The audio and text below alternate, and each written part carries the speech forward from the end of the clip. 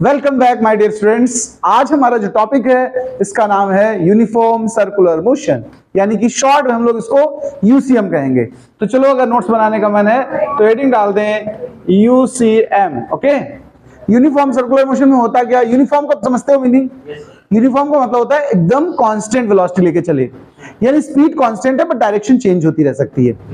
तो हम कहेंगे अगर कोई पार्टिकल है या कोई ऑब्जेक्ट है उस सर्कल पर मूव कर रहा है, किस पर? सर्कल पर मूव कर रहा है, और उसकी जो स्पीड की वैल्यू है, ध्यान देना स्पीड वेलोसिटी दो डिफरेंट चीजें हैं। Speed is scalar but velocity is vector. यहां देखिए लगातार अगर हम आपको बताएं तो वेलोसिटी की डायरेक्शन चेंज हो रही है। देखो हमेशा वेलोसिटी टेंजेंट पर होती है, किस पर होती है? देखिए लगातार आपको देखो वेलोसिटी की डायरेक्शन चेंज होती है, लग रही है कि नहीं लग रही? जब पार्टिकल यहां होगा तो वेलोसिटी इधर होगी। वेलोसिटी की डायरेक्शन चेंज हो रही है बट मैग्नीट्यूड नहीं चेंज होगा, है ना? तो हम उस तरह के मोशन को क्या कहेंगे? Uniform circular motion. डिफाइन करना चाहता हूं तो चलो लिखो आप definition. When any particle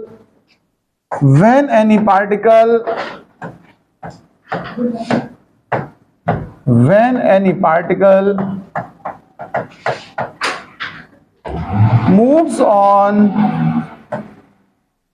circular path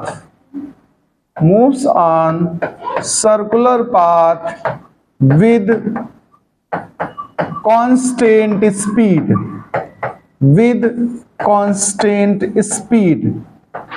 then its motion is called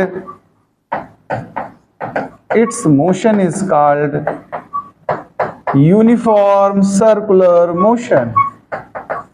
uniform circular motion, ये हमारा बन गया डेफिनेशन।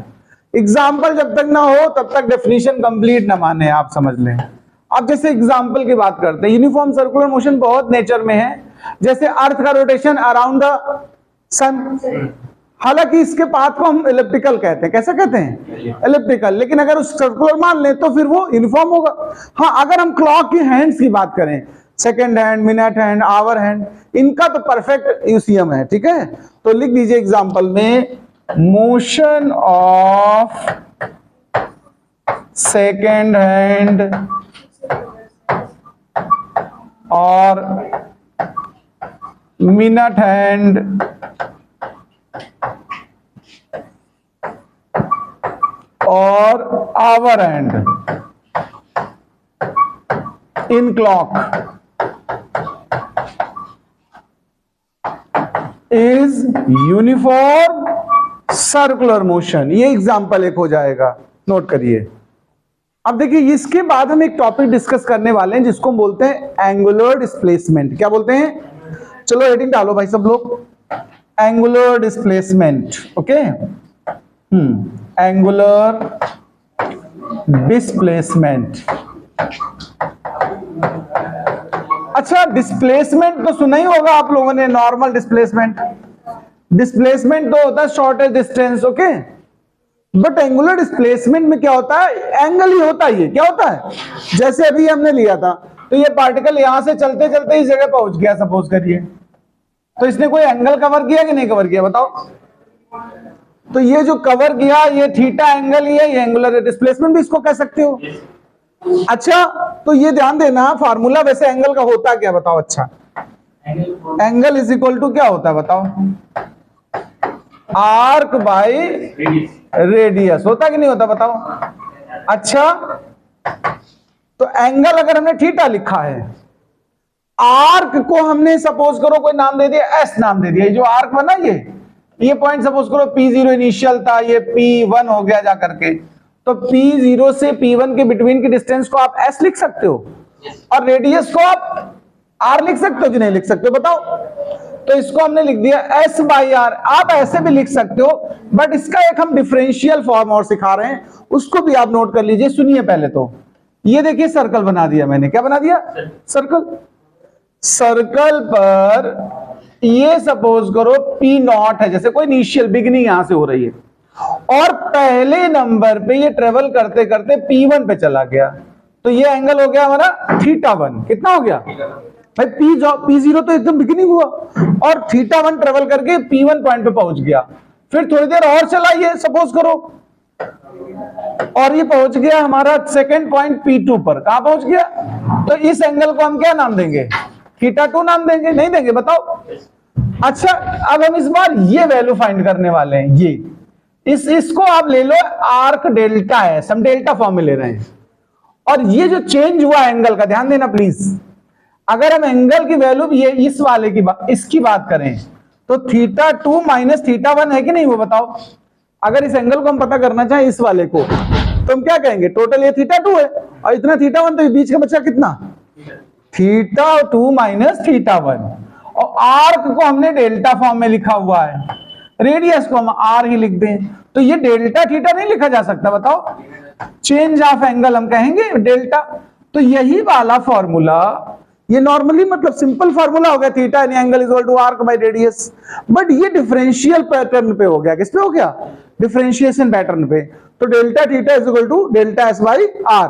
तो आप कह सकते हो ये एंगुलर डिस्प्लेसमेंट हुआ। तो हम कहेंगे जब कोई पार्टिकल सर्कुलर पर ट्रेवल करेगा, सर्कल पाथ पे, तो किन्हीं दो पॉइंट्स के बिटवीन सर्कमफेरेंस पे जो कवर करेगा, तो जो एंगल चेंज हुआ उसका variation in angle, it is angular displacement.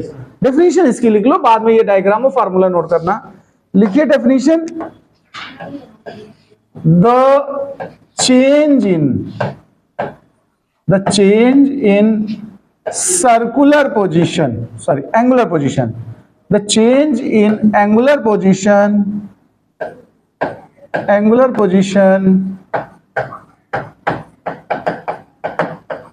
at circular path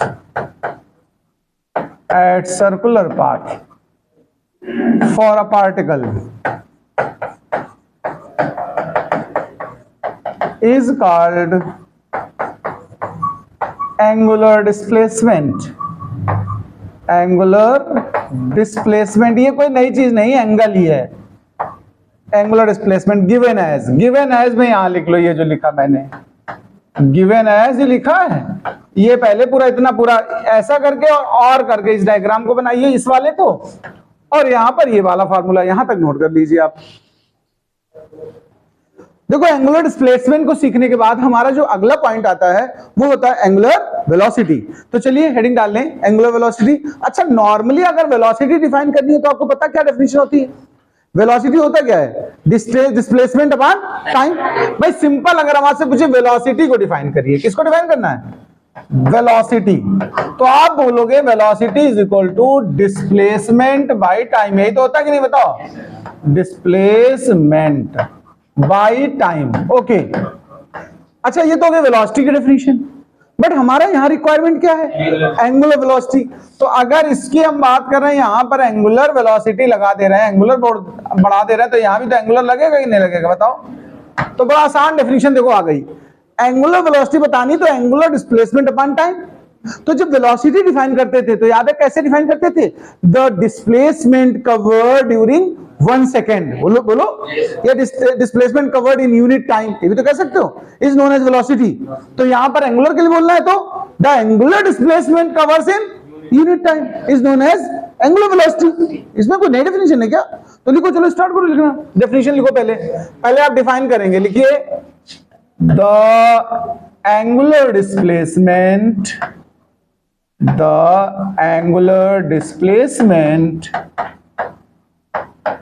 covers in unit time is called angular velocity। अच्छा, इसका लेकिन हाँ थोड़ा सिंबल याद रखना। एक बात बताओ, इनिशियल वेलोसिटी का हम लोग ज्यादातर सिंबल क्या बनाते हैं? और फाइनल वेलोसिटी का? अगर इसी हिसाब से मैं कहूं तो अगला क्या लेटर आता है? W आता है। एंगुलर वेलोसिटी को W से रिप्रेजेंट करते हैं, लेकिन वो एक्चुअल W नहीं होता है, वो क्या होता है? ओमेगा होता है। लेकिन आप याद कर सकते हो ऐसे ही कि मतलब STUVW है ना।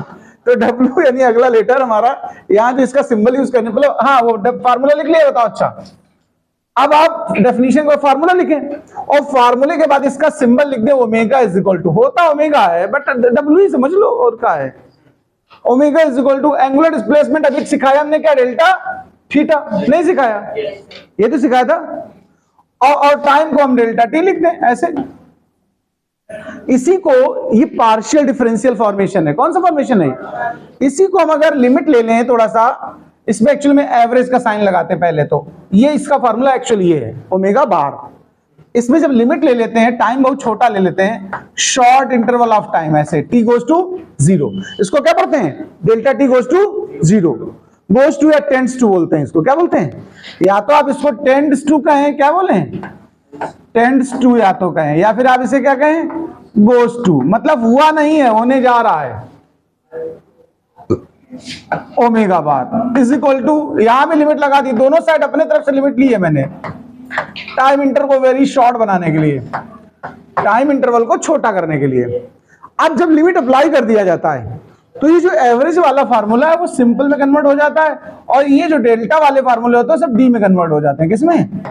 ये इंस्टेंटेनियस वेलोसिटी जैसा सिंबल नहीं आ गए, नोटेशन आ गए, उसमें ds by dt is equal to v हुआ करता था, तो यहाँ d theta by dt is equal to omega हो गया। बोलो भाई जी, इसको नोट करो। तो चलिए जरा ये एंगुलर वेलोसिटी प्लीज, इसकी जैसे यूनिट जान लेते हैं। क्या जानने जा रहे हैं? अच्छा भाई आप लोग गेस करके बता सकते हो यहां से,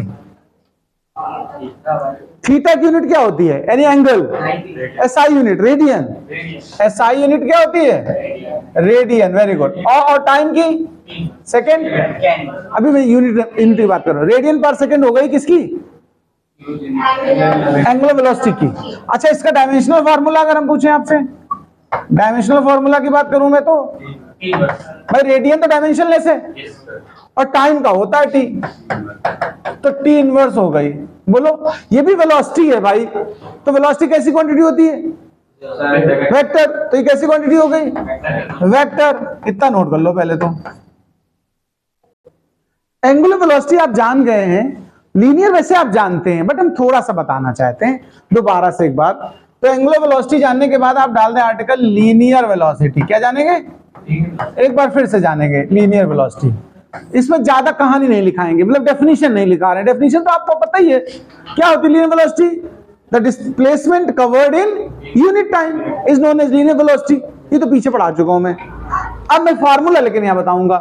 तो अगर लीनियर वेलोसिटी का फार्मूला बनाऊं उसी तरीके से जैसे पीछे बनाया था, डिस्प्लेसमेंट को या डिस्टेंस को आप एस बोल सकते हो कि नहीं बोल सकते हो बताओ, और टाइम इंटरवल को टी बोल दिया, डेल्टा टी।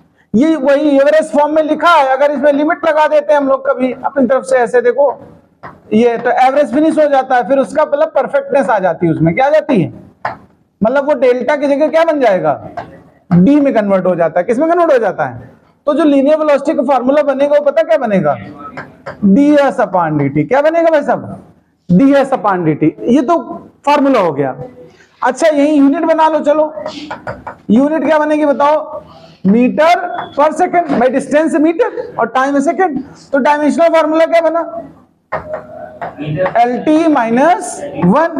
और ये कैसी क्वांटिटी होती है? वेक्टर होती है। इतना नोट कर लो।